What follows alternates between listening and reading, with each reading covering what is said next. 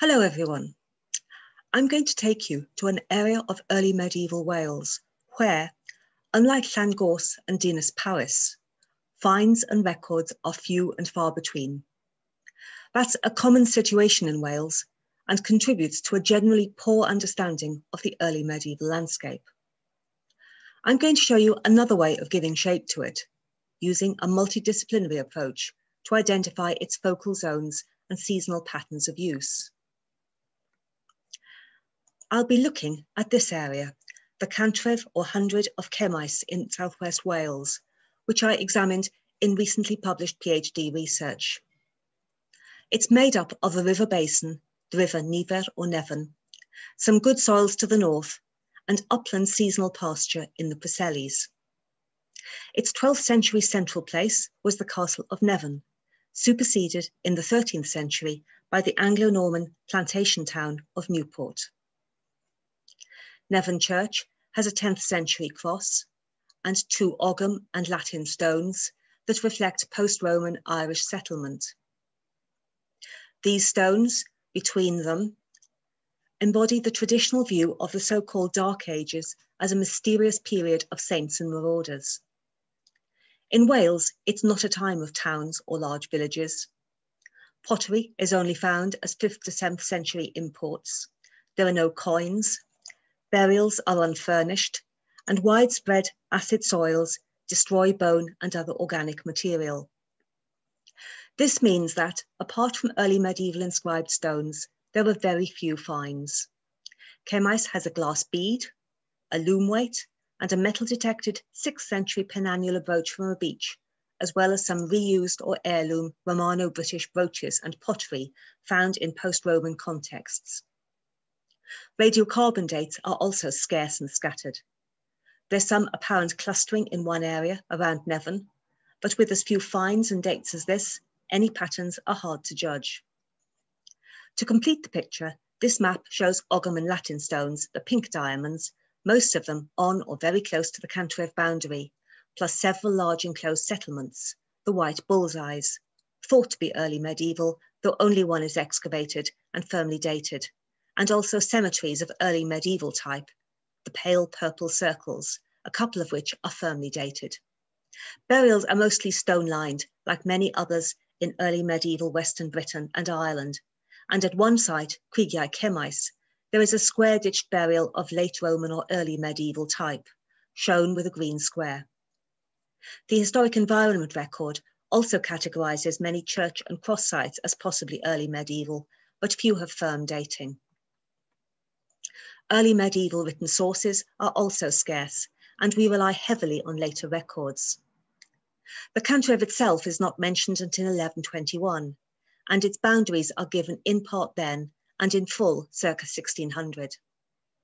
Nevin is mentioned in AD 865 in relation to the otherwise unknown Cian or Canan of Nevin or Nanhiber, and there are Viking raids in 987 and 1091 at St. Dogmell's, which, judging from later records, was a monastery. There is a battle between Welsh princes on its western boundary in 1078, and Cemais may also have been the location of the 1081 Battle of Mynydd Carn, though this is much debated. There is also an 11th century reference to a minor or early medieval estate on the southern boundary, in the same place as the 3 Ogham and Latin stones that you see on the slide. The site, Llandail o Llwydawth, is described as a bishop house in Welsh medieval law and lies under the highest peak in the Preseli Hills, Volcwm Cerwyn, where Arthur and his men fight an enchanted Irish boar in a Mabinogion story. And that's it. Faced with this sketchy picture, I turned to other sources of evidence like place names, early maps, oral traditions, and manorial records. One of the things I looked for was evidence of the long-running social processes like medieval rural fairs and seasonal land usage that shape life in the landscape. Patterns of medieval settlement and agriculture emerged, though that's the subject of another talk. What I'm going to look at today are the signs of focal zones, areas of high status or organisational significance. These are often referred to as polyfocal central zones, and elsewhere in Northwest Europe, take the form of loose clusters of different elements, which, as you can see from the slide, include assembly and sacred sites, high status residences, seasonal markets, and important cemeteries. Before I show you the local evidence for these, I must first give some background on assembly sites and seasonal festivals. Early medieval assembly sites, the places of outdoor courts, fairs, and other gatherings, have been extensively investigated in England, Scotland, Ireland, and Scandinavia, with identification largely relying on written records and on place names. The slide shows two recent major reviews: Negotiating the North, edited by Semple, Sandmark, Iverson, and Mailer, and Power and Place, edited by Carroll, Reynolds, and York. They are found at different spatial and social scales, from ceremonial centres to local farmers negotiating grazing rights, at locations that include royal courts, boundaries, and areas of common pasture. They are characterised by recurrent elements like mounds and barrows, monumental stones, burial grounds, holy wells, and proximity to important routeways, and their frequent use of prehistoric sites is thought to be linked to expressions of social identity and political agendas. In Ireland, records show that major assemblies, with activities involving different sorts of meetings, feasting, sports, and visiting traders, took place at particular times in the year: at Lunasad on 1st of August, Samhain or All Saints or Halloween, Imbolc at the start of February, and at Beltane at the start of May. There hasn't been much work on them in Wales. Apart from what I have done, there are suggestions that a mound in the multi-period cemetery at Llanderwen and another at Dolben Mine were used for assemblies, and there's a paper by Thomas Charles Edwards on medieval terms for assemblies, and work by Nancy Edwards and Howard Williams on the pillar of Eliseg. This 9th century former cross, shown on the slide, is inscribed with a lengthy claim to territory that was probably intended for public proclamation. This, plus its location on top of a Bronze Age barrow at a natural crossroads in the landscape, strongly suggests an inauguration site, a place of ceremonial investiture for rulers. Looking at written records, medieval Welsh law mentions assemblies just twice, in a reference, possibly retrospective, to the 10th century lawmaking gathering of Hywel Dda, and when specifying seating arrangements at a legal court. Some traditions link mounds with assemblies.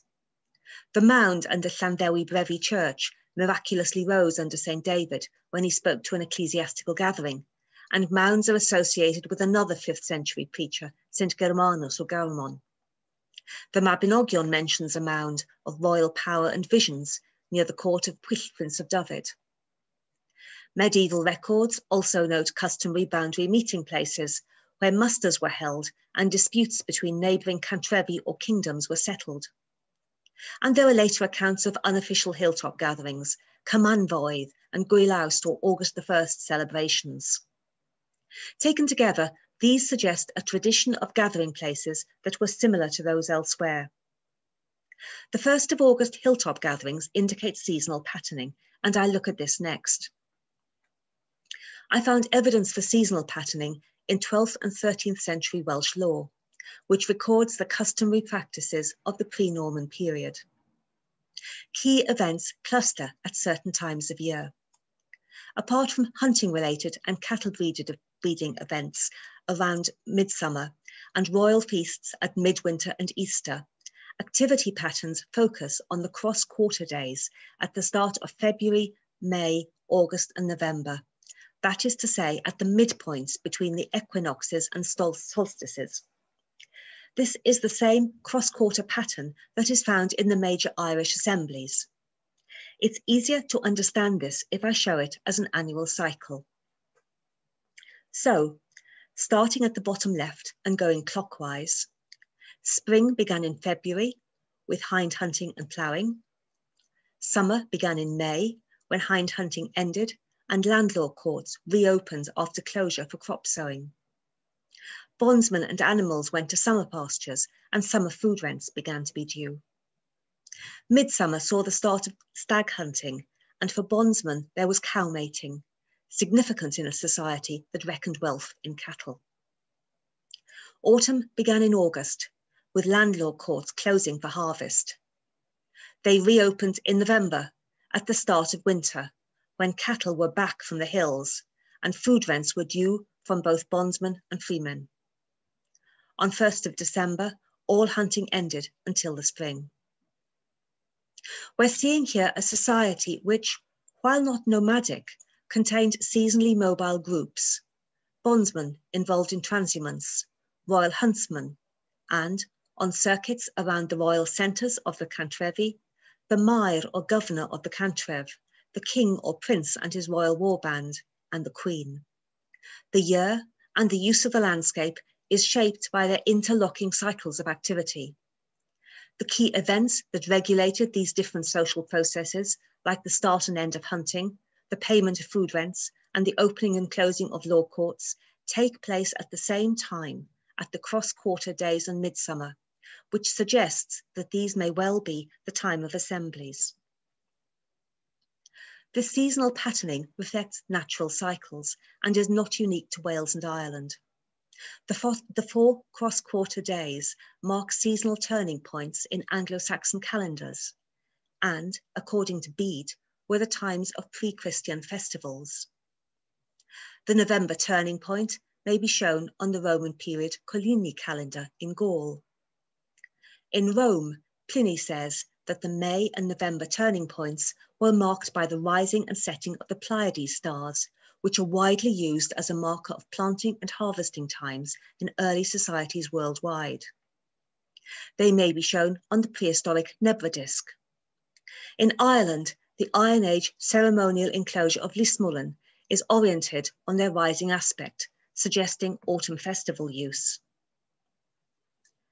In my study area, the seasonal divisions are marked by medieval rural fairs at midsummer and in early November, which are shown on the top map. The November fairs are on the Cantrev boundary, and the same pattern of accessible locations on perhaps neutral or shared territory is seen across most of the neighbouring Cantrevi, as the lower map shows. Seasonal patterning can also be seen in saints' festivals. Of the total of 54 medieval churches and chapels in Kemais, 61%, 33 out of 54, have a dedication that falls within a fortnight of a cross-quarter day or midsummer.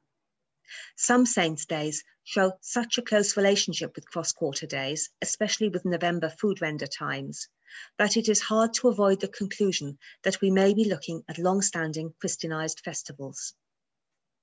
So, returning to that list of focal zone elements after these two excursions, I identified local evidence for focal zone elements and used a heat map to see where there was most data and therefore perhaps a focal zone. My mapping excluded items like the cemeteries and finds that you saw earlier, since these weren't necessarily indicative of focal zones. I also excluded high and late medieval records, apart from place names and records of rural gatherings. I should also mention that the heat map was only used as a visualization device, since the data sets were not precise enough to support much number crunching, and it also excluded elements like communication, which require fairly high-level GIS analysis. This is the heat map on the left. The locations of data records are shown as point locations, and the graduated background shows the relative density of the data. You can see some clear densities, especially to the north and also to the southwest. On the right, you can see the relationship of this heat map dataset to the more conventional records that I outlined earlier: the written records, the finds, radiocarbon dates, and burials. Comparisons with medieval records are interesting. This map shows the domain manors of the medieval Lord of Kemais and pre-1600 roads against the backdrop of the heat map and of place names referring to a prince or llys, that's a pre-conquest Welsh royal court.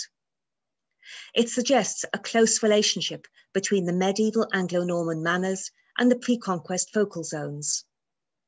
Not surprising, perhaps, but also not something that one can assume. The summer activities of bondmen and aristocrats can also be seen in this context.